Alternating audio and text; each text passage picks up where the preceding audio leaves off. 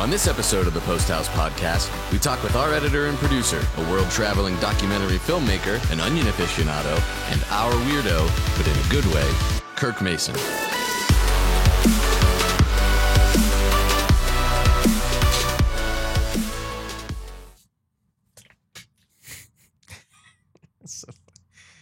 All right, welcome to another exciting episode of the Post House Podcast. We're here with Kirk.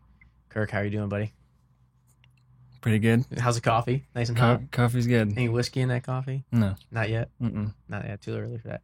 So, Kirk, you joined us this officially this year, but you joined us last year. You said March 5th is your official I think 1 that's year? what it was. Yep. March 5th. So we put out a little posting looking for editor. You came along. We had an interview process. You spent a year as a contractor with us. You're from Michigan, so how's that treating you? People are pretty nice here. Yeah? There have been a couple instances where people have been a little bit hostile because I'm from Michigan, but it's not that bad. But you're from Michigan State. You're not from like Michigan, Yeah. right? It's the state of Michigan, and you went to Michigan State. So you came from Michigan State. We knew that you were a very talented shooter, and editor and storyteller.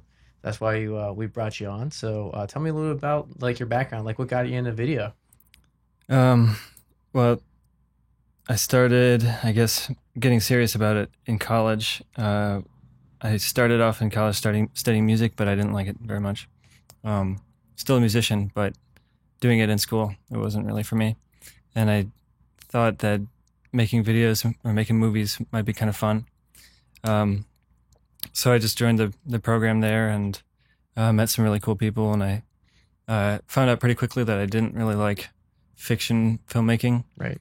I didn't really fit in with that crowd of people. I mean, stories come in all different, ways. I mean, you're a fan of documentaries, right?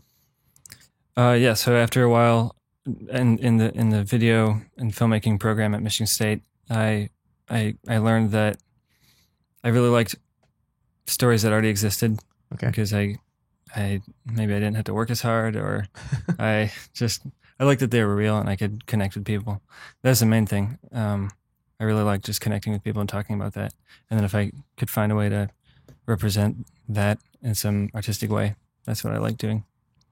So the relationship with people, like one of the big things that we all believe here at like Post House is like the power of a relationship. So tell me a little about the fulfillment side that you get from the relationship building when you're doing those, documentary and, stories. So, I think I always try to remember. It's a lot easier to do this when you just think this constantly, but everybody in the world knows something that you don't, or has some bit of information or life experience that you will never have. That's a humbling thing to think when you're trying to talk with somebody. I think a lot of people just want to come into a relationship saying, this is what I have to offer. This is what I'm going to give you. This is what this is what I'm worth. But if you look at it from the perspective of, this is a new person that I've never met, or even someone that you have met, but they have a piece of information that I can gather from them. I think things would be a lot different. It'd be more listening, more empathy. yeah. So, I mean, there's the old saying that you have 2 ears and one mouth, right? So you're supposed to listen more than you talk. And I mean, it's really kind of weird on podcasts to say that, but it's true. I mean, one of the things that, we really do, and I know you do it like when you're on, client facing, is like you really listen to the client and what they want. And you really listen to the part of the story that maybe everybody doesn't know. So like, you're always looking for that little bit of nugget, like, because anybody can walk into a room and say, okay, well, here we are in this room. But I think as a visual storyteller, you're trying to connect with the audience of something that they don't see or hear in the room, right? So that kind of goes along with like the stories, like, everything visually is skin deep, but like when you really dive into the personality or the relationship that you are trying to extract from that person that you're interviewing, I think it really does touch home with your thoughts that they have something that you will never have, right? And that's Mhm. an experience, and that's that, or a relationship with someone else. So kind of elaborate a little bit more on like what drives you about that, what makes that so fulfilling. I don't know. I guess connecting with people is really important to me. I like to, um, I don't know why. I guess I don't really have a good answer for that. I just like to listen to what other people have to say, and that lends itself to being a good storyteller because you can hear so much more and you can project it. So how do you feel like in like keeping the integrity of like people's stories? Like, I mean, obviously that, you know, you're a shooter and you're an editor and you have to like take some sort of creative liberties of sectioning out little Mhm. pieces of the story to kind of help drive the story. Tell me, like, in that thought process, like, do you ever feel like there's never just enough time to tell everything, or do you like the editorial part? Editing is definitely a part of the process with the most amount of power. I guess I'll answer that question differently. I went through a time when I was learning about documentary filmmaking when I thought that it would be really important to be as objective as possible and to try and be like, completely objective. But obviously that's not very possible. But I thought that it might be. I had lunch with a documentary filmmaker. He made this documentary. I forget what it's called. The Waiting Room. It's about like a few families who are in a hospital waiting room waiting for their loved ones in the ER. And I asked him about that. I asked him about objectivity and how important that is. Because at the time I was working on a documentary about organ trafficking, and it was really eating me up. I mean, it's a really serious topic, and you want to talk. It was based on some research that this guy was doing, like anthropology research, that a professor at Michigan State was doing, and he wants to be objective because it's science, and science is all about objectivity. And so in making a documentary about that, I wanted to follow his research, but I came to a point where I was just so emotionally invested in the documentary that it was hard for me to be like, everyone is doing something illegal, even the victims. It was hard for me to accept that this is just like the way it is, and I just have to show that. So I was asking the filmmaker about how I could approach that situation, and he said it's not actually really that important to be objective because all art is just telling your perspective, whether that's somebody else's or your own or a combination of both, which I think it is. So I guess, what was your original question? I'm coming back to it. I'm like 75% no, just there. how you have that power to edit that story to to fit the narrative that you want to tell, Mhm. because a lot of that, a lot of the meat is there, right? So Mhm. like the raw story is there, but maybe they didn't say it just right. Maybe they alluded to it, but maybe they picked up the sentence later, Right. and then you like have that power to put that thought together to make the thought that you want to portray, and it's 90% theirs, but 10% yours. Yeah. And There are times when you can add a little bit more of your own, as an editor, your own voice into it, so to speak.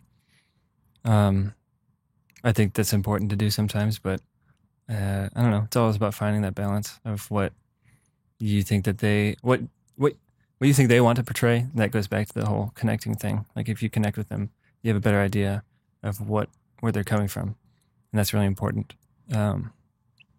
So trying to figure out how much of their message and their ideas you want to portray to the world and how much you want to influence it. Right. So, going back to some of these relationships, right? So, what is, obviously personal fulfillment is a big thing that we want to make sure that everyone finds here at Post House. So how do those relationships help personally fulfill you, or does it the work that is personally fulfilling? Is it the creative part? Like how does that all make Kirk, you know, fulfilled? One of my favorite parts about making videos is that you get to be involved with so many different people who do so many different things, and you just get to learn about new stuff all the time. I just kind of peripherally involved with so many projects, and I mean, a while back I made some videos for a guy who does like rainwater harvesting and plumbing and water system management, and so I learned all about different types of jet pumps and connectors and things for different piping and plumbing things, and I just have no idea about that. But now I see it around, and like if there's an exposed ceiling, I can see some of the plumbing in the ceiling, or electrical wiring and stuff, and I can appreciate that more. That's the same with everything. Like, I'm trying to think of an example from Post House, but I didn't know what Ronald McDonald House was before I worked on there you go. on the video for it. Yeah, I mean, that was kind of the genesis of that. Was so many people know, you've heard of Ronald McDonald House, but you didn't know what it actually did. Like, it's just like a charity that, you put your change in at the drive-through, right? Mm-hmm. But you found out through a project that we did that, it's a lot more. It's really about keeping families close. So when there's a sick family member at the hospital, there's, they provide housing for those families who have to travel long distance. Mm-hmm. You got to work on that project. Mm-hmm. Tell me a little about like your experience making some content for the Ronald McDonald House. I mean, it's a beautiful story. I liked working on it because it was emotional. It was kind of sad. I love emotional, sad things. So I liked it. I like having that ability to affect people's emotions. I think that video was a good tool for me to do that. So some other little cool things that you've done a lot of you're a documentary filmmaker. So that lends a lot to some travel, right? So tell me a little about your traveling days with a camera on your back. Yeah, I like traveling. I think I'll just tell you about a time that was really transformative for me, because that's kind of where my current life spawned from. Before that, I was much different, a little bit cockier, a little bit of a jerk, I think. But as people grow, they change, and this was a very changing time. I was hired by Michigan State to shoot this report for the university, and it was 2 months.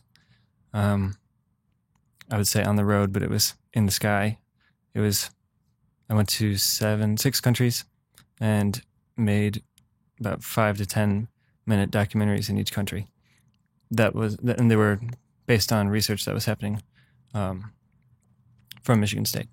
So that's kind of like where I learned a lot of my what I think about the world. I guess that was kind of where it all shaped.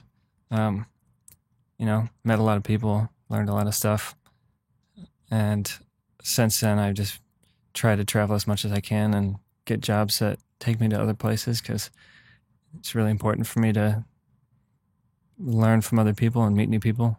Obviously, it was transformative for you, mm-hmm. and in a relationship sense.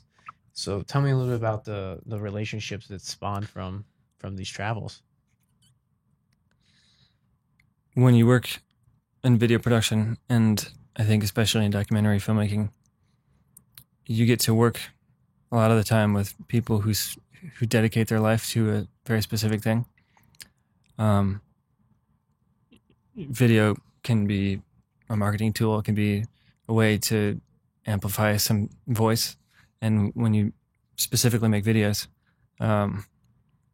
you have a service that people who don't have the way to amplify their voice can use to do that.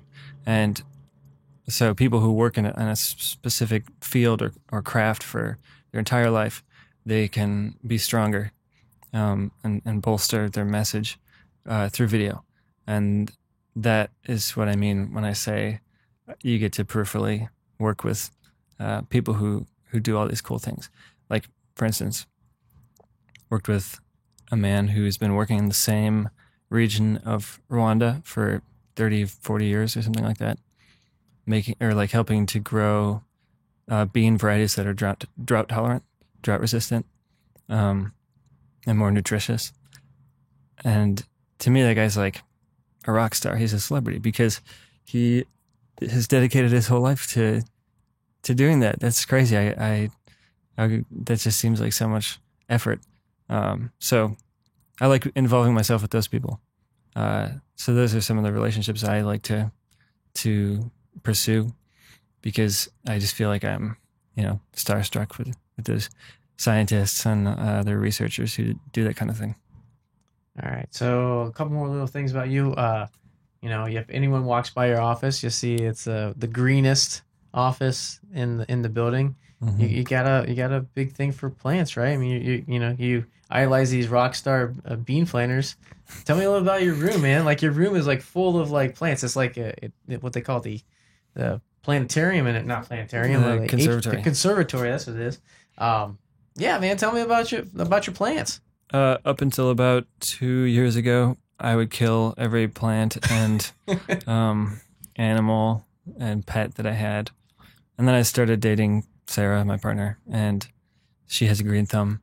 And I don't know what happened, but watching her take care of stuff and take care of animals and plants and everything, it shifted something. I don't feel like I'm doing anything different, but plants just stay alive now, which is nice. I do have a lot of plants. I think there's like 15 in there. There's a bunch. I counted. I always walk by. You're always spraying them, picking at them, like transplanting. Literally, some of them they have. It makes me feel good to take care of them, I guess. I mean, it really does. It brightens up the office. I mean, it's really nice. You also have like a thing for like bees and snakes, right? So tell me. Yeah, I have a ball python. His name is Elbow. Where's that name come from? Elbow. I guess elbows are. There's just one joint, and he's like 100 million joints. So I thought it was funny. I mean, I like every now and then I'll scroll through your Instagram or whatever, and there'll be like a snake coming out of your shirt. Mm-hmm. I mean, and then you talk about their feeding habits and like, what's going on with the snake? He's actually a little bit finicky. He spent about 6 months not eating, and we didn't know what to do.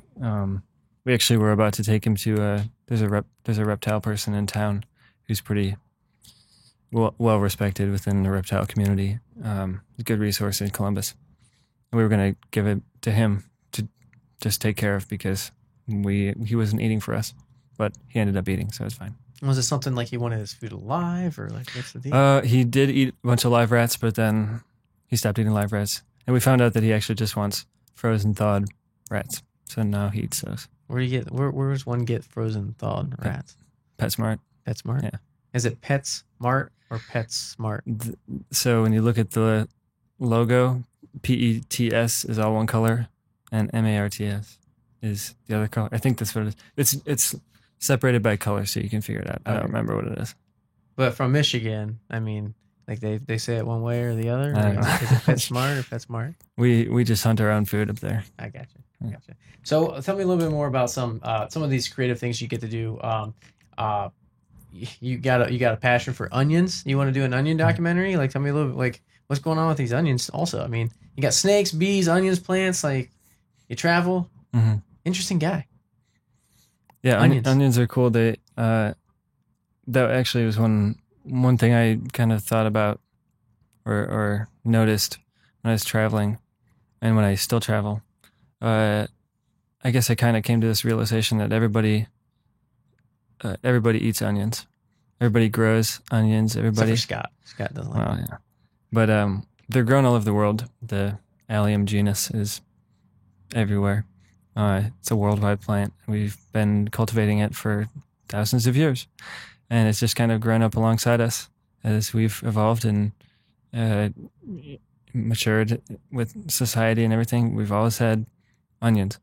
And I guess I just kind of realized one day as I was sifting through some B-roll for a reel that I was making for myself, like footage from Bangladesh, footage from India, footage from Tanzania, footage from China. Everybody has onions. and I thought that it would be fun to tell the story of onions in some interesting way. So I started to think more about it and research more about it, and I looked up the National Onion Association, and I looked up some authors who made books about onions, and looked up onion researchers, and started to really get into it, and learned all about onion pests, onion management, onion growing, onion festivals around the world, like local onion festivals.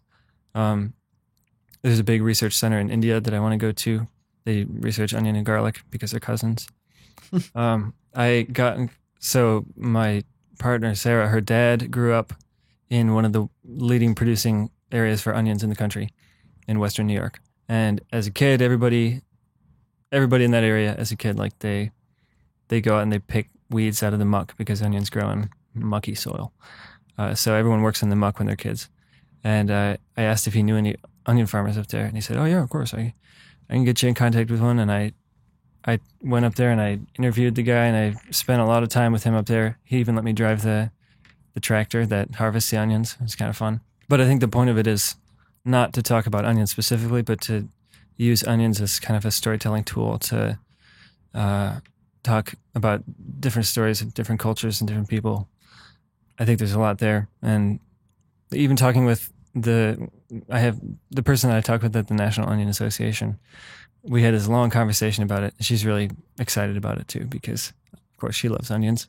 But she was telling me all these different leads for stories I could have. Like there's this archaeologist who is digging up old, like Native American, the way that they would cook food is they would have pits and then put food in there with coals, or I don't really know how they did it, but they're kind of these pits, and he was excavating these pits and finding remains of different plants and stuff, and he found onions. So, that was hundreds of years ago. Also, in the 40s, or around World War II, when Japanese Americans there was a lot of discrimination against them. They're in internment camps. A lot of Japanese Americans moved to the Pacific Northwest, where they started onion farms. And so there's all these stories that are associated with onions that I think are really interesting. And the more that I think about it, the more I research about it, the more I find. I just really like onions. And also it's encouraged me to learn how to cook the perfect onion. So I've been trying, but it's hard. Okay. So some connective things here, some rapid fire, right? What's your favorite, we've been around the world, where's your favorite place to get a cup of coffee? Starbucks. No. I don't know. That's a good question. What's your favorite coffee bean from? I mean, okay, how about like a dark roast, a light roast? I like an East African coffee. I like the acidity. Okay. But never mind. Go in. Yeah. So this is just a long story. I don't know. That's fine. No, it's cool. I mean, I do know that like it's you and Tony. You kind of always and John, like there's like a coffee culture here, and you guys are always doing different kind of pours and going to different kind of coffee shops, trying different beans. John goes to different places, gets beans. I see Tony's Amazon box come from all over, and he's got all kinds of different presses and things. What's the good? How do you make the perfect cup of coffee? You know how to do the perfect onion. Let's talk about the cup of coffee. Well, like onions, coffee has a long and rich history with humans. It's easy to appreciate because of the benefits of drinking coffee. I think a lot of people really love it. I mean, historians would say that we wouldn't be the same people that we are today without coffee. And that goes for a lot of things. But I guess I don't know how to make the perfect cup of coffee. I don't really care that much. I just like to drink it. I don't put all the effort into it. Maybe I will someday, but right now I don't care. I know the fastest way to make it with the Chemex. Push the button. Yeah, I guess not the fastest way, but I was going to say that a couple years ago I was part of a project called Nicabeja Proyecto, or the Nicaragua Bee Project. Okay. So we went to Nicaragua and worked with, it was a group of American and one Canadian beekeepers. I'm not a beekeeper, but I just tagged along and took photos. And we went to Nicaragua and worked with Nicaraguan beekeepers who were kind of new and didn't, have a lot of experience with it yet. So it's kind of like a farmer to farmer program, Gotcha. Exchange program. The Nicaraguan beekeepers would teach the American and Canadian beekeepers how to keep Africanized bees or killer bees. It's a much different management style. And the Nicaraguan beekeepers would learn best practices from up north and just learn from each other. But anyway, one of the main things that bees pollinate is coffee. So we got to go to a lot of different apiaries and like hive yards where bees are, and that means that we got to go to a lot of coffee plantations and different farms, pineapple, dragon fruit, all these different places. But got to hang out with coffee a lot, and as a result, got to drink a lot of coffee while I was down there with honey in it. It's really nice. So if you got to pick an onion, what's your favorite onion? Oh, I don't know. just like picking a favorite just child. a yellow onion, I guess. Yellow onion. Okay. Just the one I use the most. Okay. So best way to prepare it then? What do you think? Well, according to I'm not according Jam. to you. According to you. Okay, What's the best way to prepare? the way that I've learned was from the Onion book by Jan Roberts Dominguez. Oh, Tony will totally put a link somewhere in there. The book. Name is on it. Well, she says that the number one ingredient for onions is thyme, and that's true. Like the longer you cook it, yeah. Oh, okay, not like Not thyme. THYME. Okay. The longer you cook it, slow cooking, low heat, the better, the more tender, the sweeter, tastier it gets. And I think that's true. I usually cook them with butter, and then you add salt to kind of break it down and let it cook slow. But I do like also, if I have a charcoal grill, I will take an onion and like score it down to the butt and put about a tablespoon of butter and maybe some like smoked salt, and then wrap it in tin foil and put it off to the side and just wait. And then when you're done with everything else, they'll be ready, and they're really delicious. Yeah, you brought in that smoked salt that one time, and like it, I think tiny little crystal of it made a big flavor in the mouth, right? Mm-hmm. It's $25 for a tiny little jar. Where's that from? It's from Auntie Arwen's Spice Emporium or something like that. No, but like where was it? Like did you didn't get it on your travels? You got it at I got it at a big Renaissance event that has about 10 or 15,000 people there. All right. So what's going to excite you about 2019 here? We get to do some cool stuff. We got a pretty cool program we're laying out here of creative problem solvers. What excites you about 2019? I think having more opportunities to do more things, try new things. I've never worked at a commercial place that makes so many commercials as here. The only commercial work I've done before is freelance. Every other place I've worked has been academic or for documentaries. So it's all still pretty new to me. The paths you take to complete projects are pretty different, I think. Yeah, so being at a small company relative to what I'm used to, Michigan State, which is gigantic, yeah. I feel a lot more involved with the process, and that's fun. I learn a lot of stuff about how it works. So I'm just looking forward to continuing to learn more about the whole process, and I really like the steady stream of projects because every single video is another puzzle to put together, right? And I enjoy that.